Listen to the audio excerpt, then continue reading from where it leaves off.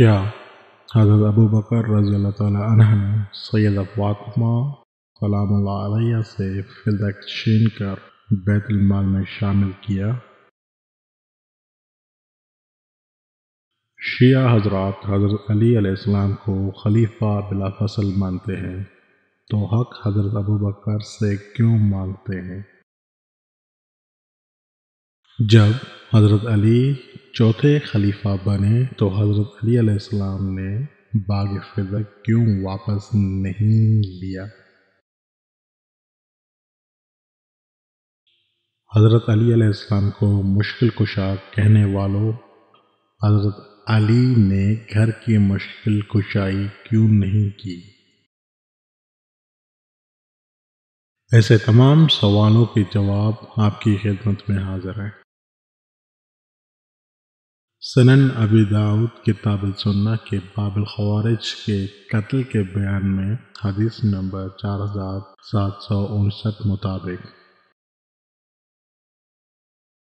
ابو ذر رضی اللہ تعالیٰ عنہ کہتے ہیں، رسول صلی اللہ علیہ وسلم نے فرمایا، تمہارا کیا حال ہوگا جب میرے بعد حکمران اس مال فے کو اپنے لیے مخصوص کر لیں گے؟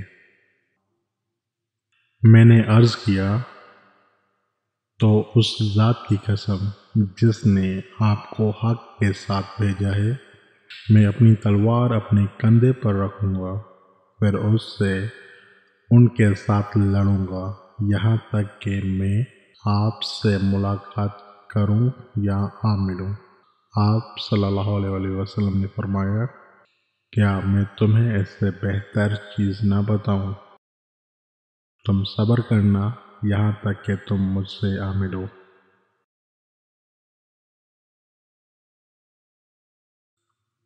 آپ بتائیں کہ امام علی علیہ السلام نے رسول صلی اللہ علیہ وسلم کے فرمان پر عمل کر کے صحیح کیا یا غلط؟ نوٹ: اس حدیث سے یہ بھی واضح ہوا کہ رسول اللہ نے خلفاء کو حکمران کہہ کر مخاطب کیا، نہ کہ خلیفہ، اور یہ بھی ثابت ہوا کہ رسول اللہ صلی اللہ علیہ وسلم جانتے تھے کہ کچھ منافقین آپ کے پردہ فرما جانے کے بعد آپ کی دی گئی میراث کو غصب کر لیں گے۔ دعویٰ کرنے والا، جج، مستفید ہونے والا اور گواہ ایک فرد تھا جو حاکم وقت تھا۔ امام علی علیہ السلام کے دور خلافت میں نہ تو حضرت ابو بکر باقی تھے اور سیدہ فاطمہ زہرا سلام اللہ علیہ بھی شہید ہو چکی تھی، تو حق اگر حاکم کی طاقت کے زور پر واپس کر کے اپنے پاس رکھتے تو فرق کیا تھا؟ خدا کی حکمت۔ طاقت ہونے کا مطلب کیا یہ ہوتا ہے کہ وہ کام کیا جائے جو صحیح لگے؟ اللہ نے شیطان کو اس دن سزا کیوں نہیں دی جس دن نکال دیا تھا، جبکہ اللہ قادر ہے؟ یہاں خدا کی حکمت تھی کہ اچائی اور برائی کی پہچان ہو سکے۔ رسول اللہ صلی اللہ علیہ وسلم کی حکمت۔ رسول کو اگر پتہ تھا، علم غیب تھا کہ مستقبل میں کچھ اصحاب ظلم کریں گے، تو رسول صلی اللہ علیہ وسلم نے کیوں نہیں روکا؟ تو جواب وہی حکمت ہے جو خدا نے شیطان کو اسی وقت سزا نہ دی اور پہچان کے لیے چھوڑا۔ سیدہ فاطمہ کی حکمت۔ رسول صلی اللہ علیہ وسلم سے دوستی کے دعوے دار جو جانے اور سب کچھ رسول صلی اللہ علیہ وسلم پر نشاور کرنے کے لیے تیار تھے، ان کے چہرے سے نقاب اتارنے کے لیے سیدہ حق مانگنے گئی۔ علم کا شہر رسول صلی اللہ علیہ وسلم جب دوستوں کو اتنا علم دے سکتا ہے، تو اولاد جس کی تربیت کی اس کا اندازہ خود کریں کتنا علم دیا ہوگا، اور اس نقطہ کے لحاظ سے بھی بیٹی کی تربیت جیت جاتی ہے۔